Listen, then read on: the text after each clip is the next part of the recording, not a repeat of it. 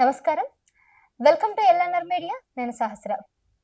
చిలుకూరి బాలాజీ అక్కడ జరిగిన పూజారి మీద దాడుల గురించి ఇప్పుడు ఎక్కడ చూసినా పెద్ద ఎత్తున నిరసనలు వ్యక్తమవుతున్నాయి. చిలుకూరి బాలాజీ పంతుల మీద జరిగినటువంటి ఈ దాడి పైన ముఖ్యంగా రంగరాజన్ గారి మీద దాడి జరిగిందన్న విషయం గురించి మాట్లాడడానికి ప్రస్తుతం మనతో పాటు ఉన్నారు సోషల్ యాక్టివిస్ట్ లుబ్నా సర్వత్ గారు. నమస్కారం మేడం. సలాం అండి. ఎలా ఉన్నారు? చూస్తున్నారు కదా సిటీ దేశం ఎంత బాగుందో, మనం అంత బాగు. Actually we are very appreciate to you. As a ముసల్మాన్ గా ఉండి కూడా మీరు హిందూ ధర్మాల మీద లేదంటే హిందూ పూజారుల మీద దాడి జరుగుతున్నా కూడా మీరు వ్యతిరేకిస్తున్నారు, పెద్ద ఎత్తున దీని గురించి ఖండిస్తున్నారు అనేది మేము చాలా ఆస్వాదిస్తున్నాము. సో అసలు మీరు చెప్పండి, ఇట్లా జరిగిన ఈ దాడిని ఏ విధంగా చూడాలి అసలు? అసలు అండి దీనికి మానవత్వం ఇంపార్టెంట్ అండి ఇక్కడ. కాబట్టి మేమందరం అయితే ఒక నైతిక విలువల మీద కట్టుబడి ఉన్న అర్చకులు, మహార్చకులు రంగరాజన్ గారు అంటే మన హైదరాబాద్ కి ప్రతి ఒక్కరికి ఒక పెద్ద మనిషి. మనందరికి ఒక పెద్ద దిక్కులు ఉన్న వాళ్ళలో ఆయన కూడా మాకు పెద్ద దిక్కు అట్లాగా అని భావిస్తాం. ఎవరైనా ఏమాత్రం మానవత్వం ఉన్నా, ఏమాత్రం మన సంవిధానంలో నమ్మకం ఉన్న వాళ్ళని, ఇట్లాంటి పెద్దవాళ్ళని అందరం ఆదరించాలా.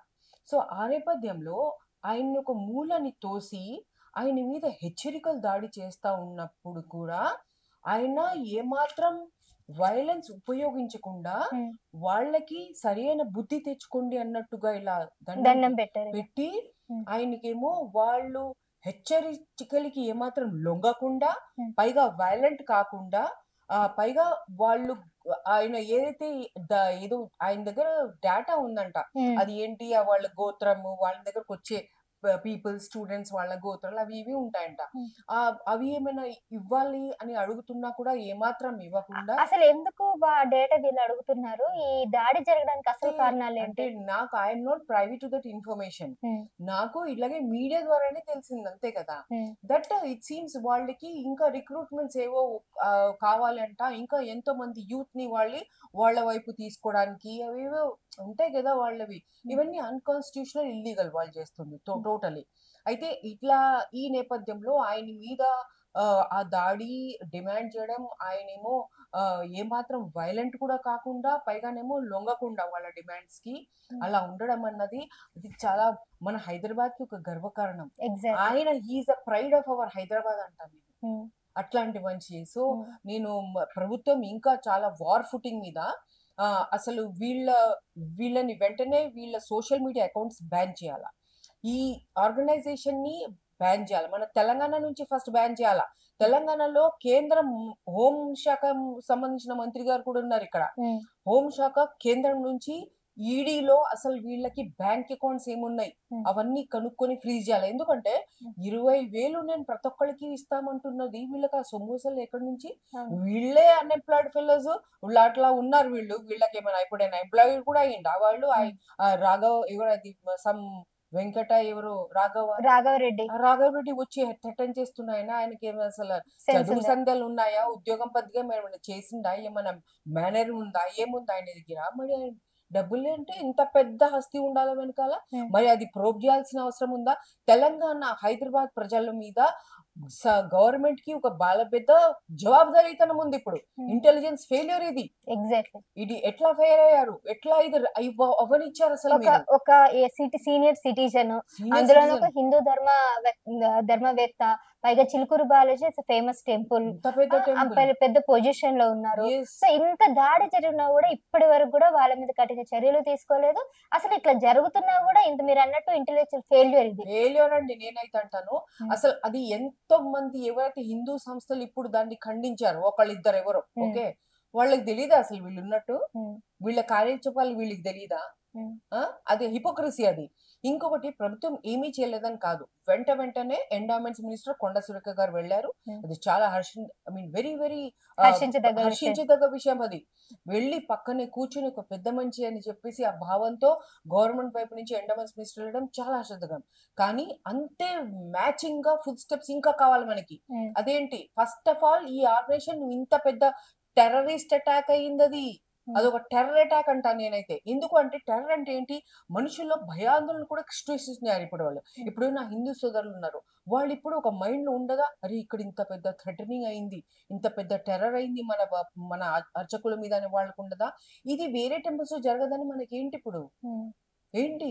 అంటే ఇప్పుడు టెంపుల్స్ దగ్గర కూడా ఫుల్ సెక్యూరిటీ, పోలీసులు అక్కడ కూడా ఒక సెక్యూరిటీ జోనా ఇప్పుడు?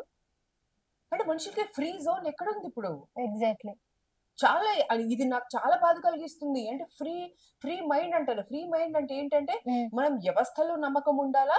తర్వాతనేమో మనం ఒకళ్ళ మీద ఒకళ్ళు నమ్మకం ఉండాలా. వ్యవస్థలో ఎటో ప్రజలకి నమ్మకం లేదు. ఆ కరప్షన్ అంత ఉంది లేదు. ఇప్పుడు ఒకళ్ళ మీద ఒకళ్ళు ఇప్పుడు టెంపుల్ ఎయడానికి కూడా ఇట్లా అయిపోవాలా మనము? సెక్యూరిటీ ఉండాలా. అర్చకులకి ఇప్పుడు సెక్యూరిటీ ఇవ్వాలా. ప్రజలు అక్కడ వెళ్తున్న వాళ్ళకి సెక్యూరిటీ లేదు. ఇప్పుడు ప్రజలకి వెళ్తున్న వాళ్ళకి బయట వాళ్ళు దాడి చేయరండి నమ్మకం ఏంటి? అవును. ప్రలోభించండి అక్కడ నమ్మకం ఏంటి? అక్కడ 20,000 కాదు ఇప్పుడు ఇంకా 10 ఇంకా 30,000 ఇస్తాను ఇప్పుడు ఏంటి? దేనికోసం మీ రిక్రూట్‌మెంట్? ఆర్మీ ఏంటి? మన ఆర్మీ మనకుంది. మా ఆర్మీకి మేము కిసాన్ జై జవాన్ అనుకుంటూ మేము సెల్యూట్ కొడుతూనే ఉంటాం అవును. ఎప్పుడు. మళ్ళీ ఈ ప్రత్యేకంగా ఆర్మీ ఏంటి? ఈ హిందూ ధర్మ ఆర్మీ ఏంటనేది నాకు అసలు అర్థం ఆర్మీ కావట్లేదు. అనే వర్డ్ నీకు వాడే అధికారం ఎవరిచ్చారు? హ్మ్. నువ్వు రిజిస్టర్డా? నాన్ రిజిస్టర్డా? నువ్వు ఎవడసలు? ఇవన్నీ ఎవరు చెప్పాలా జవాబు మనకి?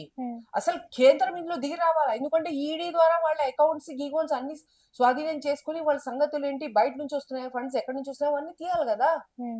ఇక్కడ నుంచి మన ప్రభుత్వం మాత్రం వెంటనే మా తెలంగాణలో బ్యాన్ అసలు నువ్వు ఒక్క అడుగు ఇటు అటు వేయడానికి వీలదు అన్నంత దాడిగా చేయాలి వీళ్ళ మీద స్టెప్స్. చాలా స్ట్రిక్ట్‌గా యాక్షన్ చాలా తీసుకోవాలి. స్ట్రిక్ట్‌గా పోవాలండి. ప్రజల మీద నమ్మకం రావాలి. మళ్ళీ చెప్తున్నాను.